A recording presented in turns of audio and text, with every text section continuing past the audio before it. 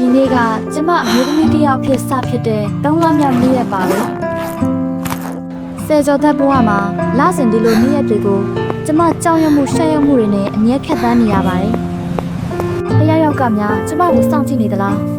ကျမရဲ့အနောက်မှာများတခုခုပေးနေသလားကျမဒီအကြောက်တရားနဲ့ရှက်ရွံ့စိတ်ကိုလစဉ်ရင်ဆိုင်နေရပါတယ်လစဉ်သုံးပစ္စည်းကိုယောက်ျားလေးတွေရှေ့မှာဝယ်လို့ဖြစ်ပါမလားသူတို့ကျမကိုစောင့်နောက်ကြမှာလားဆိုတဲ့စိတ်နဲ့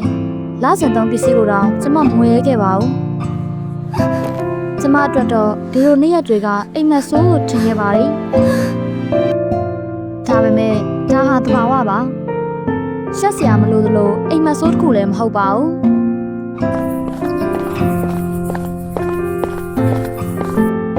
မတော်တဆများအမျိုးသမီးတစ်ယောက်ရဲ့အနောက်မှာတွေးဆုံးကွက်တွေတွေ့လိုက်တဲ့အခါအပြစ်မတင်မကဲ့ရဲ့ပဲတဘာဝလို့လက်ခံပြီးကိုကြီးဖေးမှပေးလိုက်ပါကျမတို့အမျိုးသမီးတွေရဲ့နောက်ဘက်တင်မာကသွေးစွန်းကွက်တွေက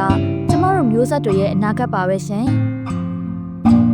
Happy International Women's Day ဖြစ်ပါစေကြောင်း Burmese AI Studio မှာစွတ်မွန်ကောင်းတားမြစ်လိုက်ပါတယ်ရှင်